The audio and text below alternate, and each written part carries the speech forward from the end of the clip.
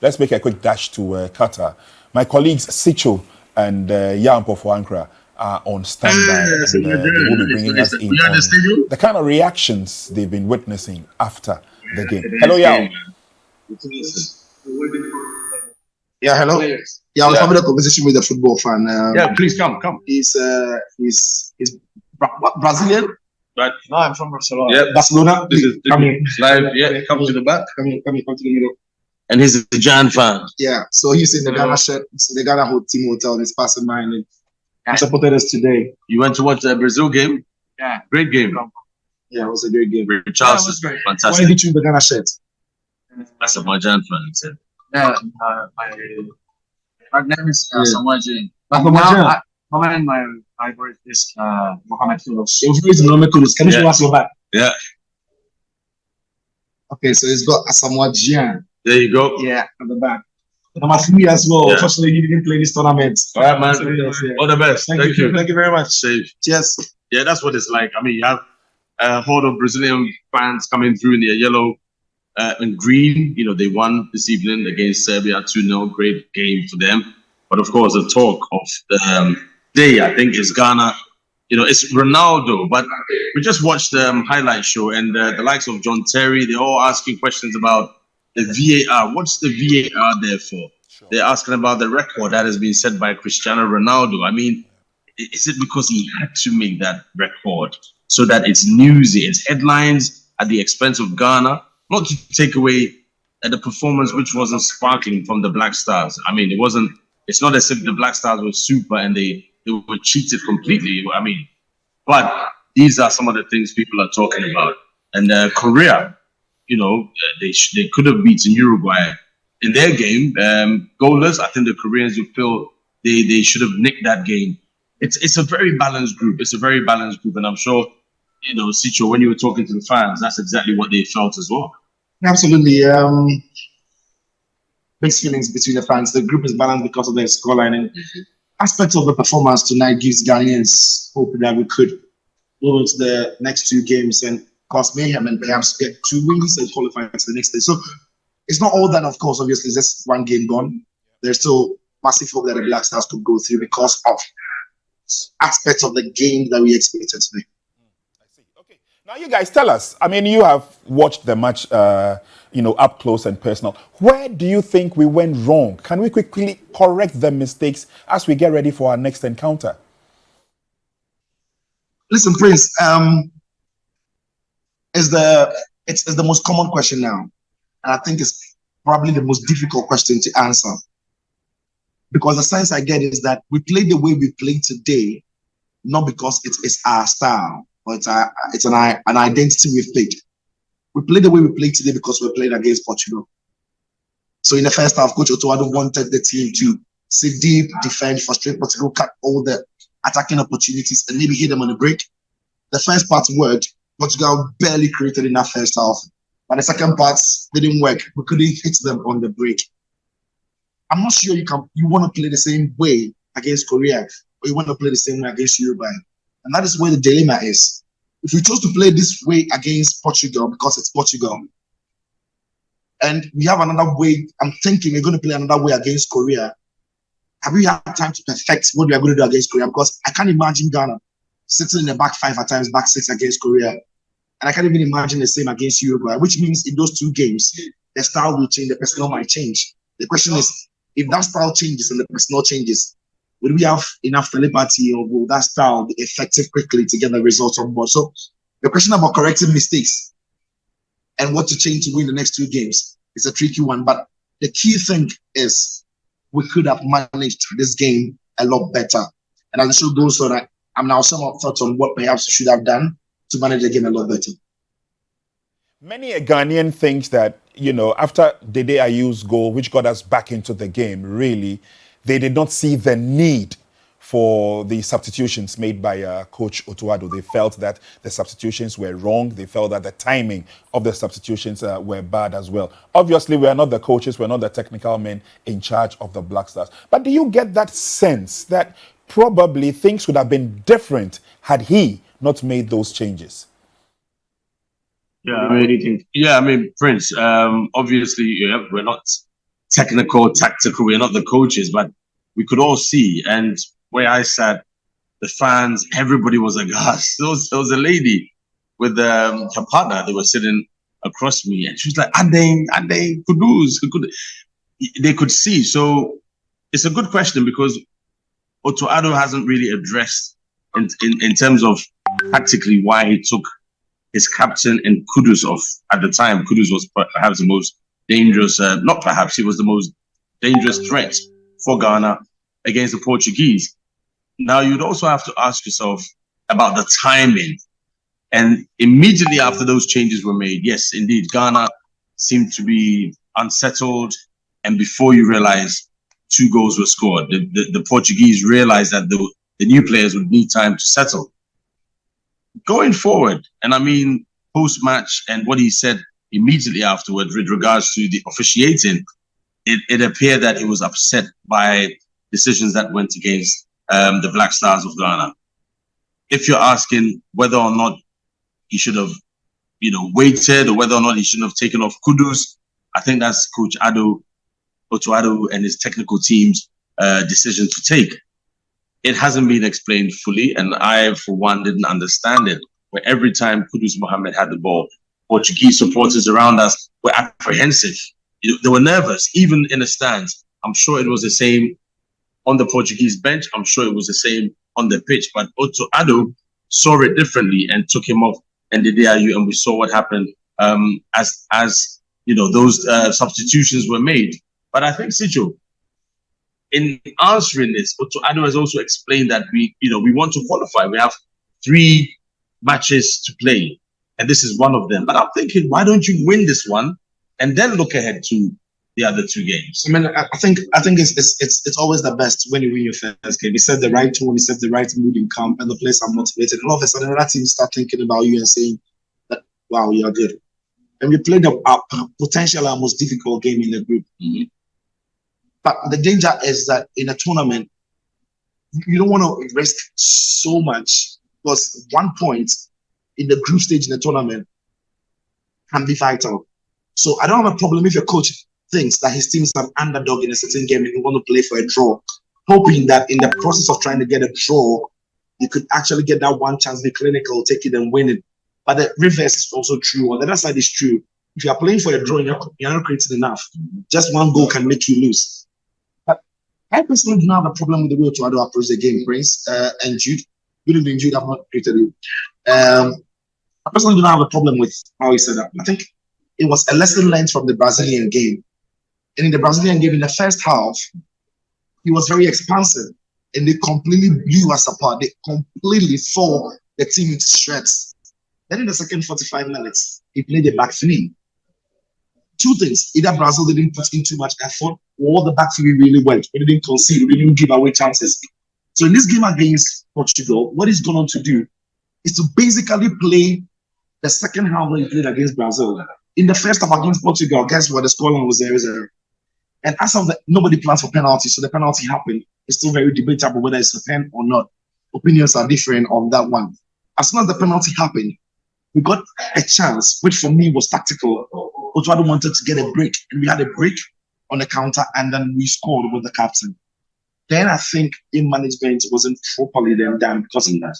When we are playing for the draw, which we were, in my opinion, and hoping to capitalize on the chance, once you get that 1-1, I'm thinking that the team draws back a bit, 5 minutes, 6 minutes, because we equalized on the 77th minute, which means we've got 13 minutes to manage the game and then get a draw, or perhaps go and win.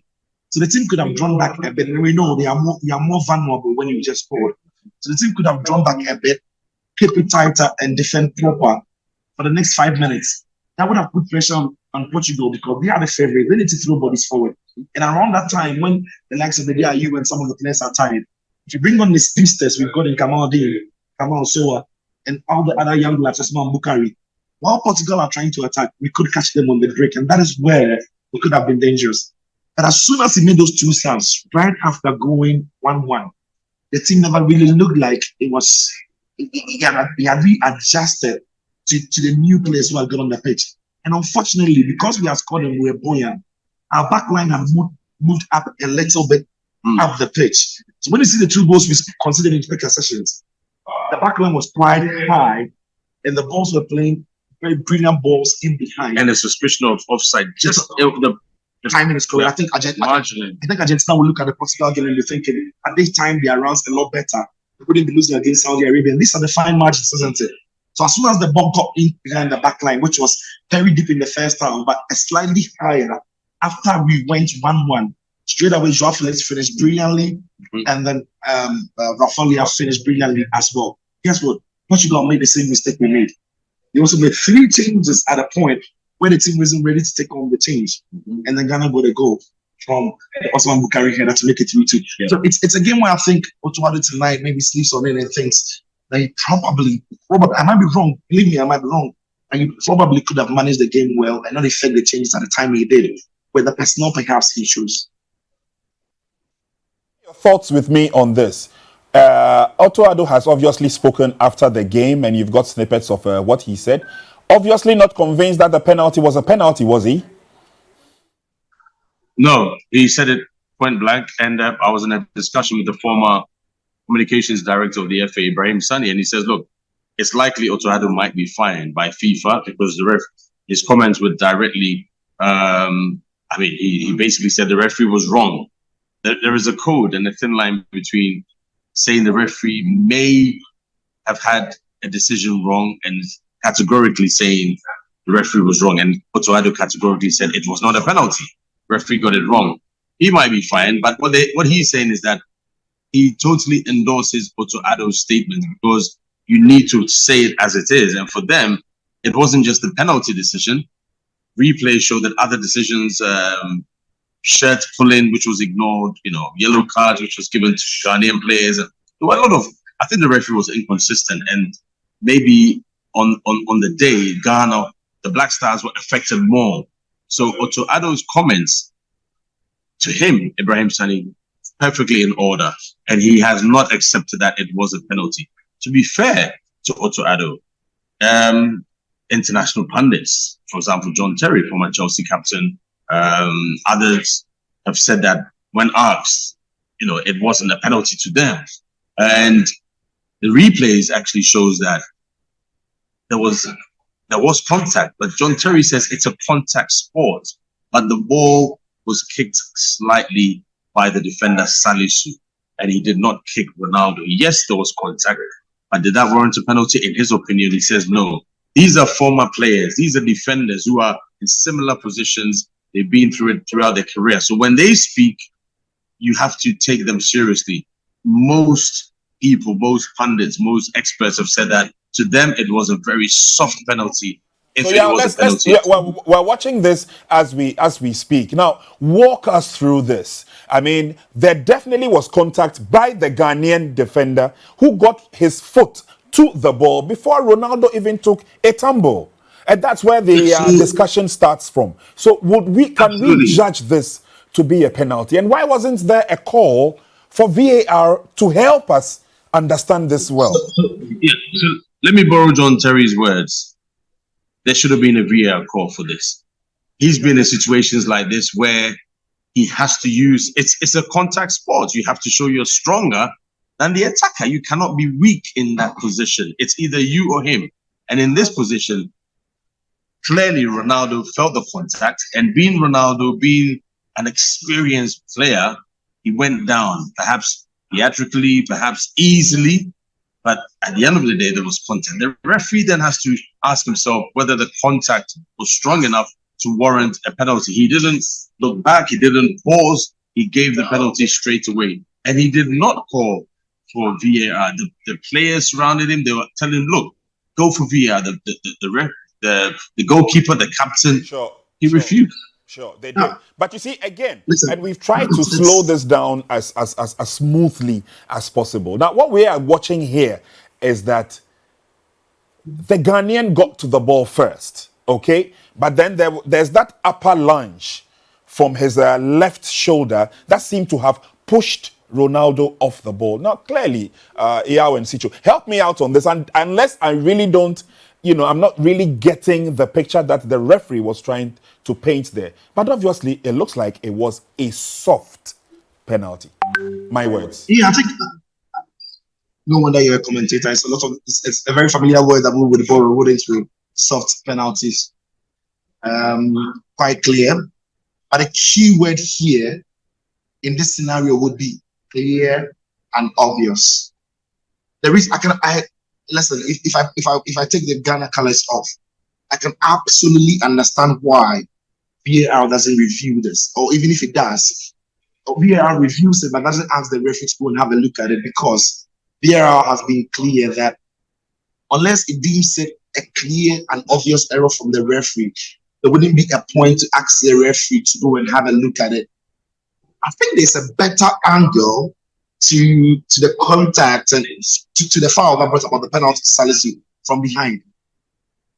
This angle shows us that it is Salisu who gets to the ball marginally first before Ronaldo even tumbles.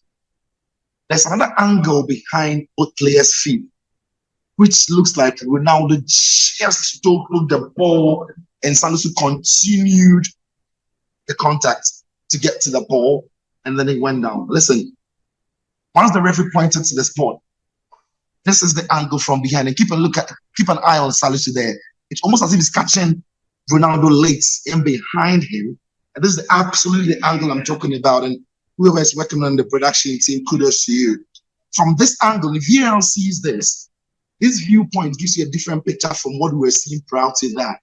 So VAR is going to sit there and be thinking that whether the referee got it right or wrong, or whether it was soft or stone wall, it is obviously not a clear and obvious error. So you call it? No, because it's not clear and obvious error. VAR will ask the referee to go and check. They will ask the referee to stick with his decision.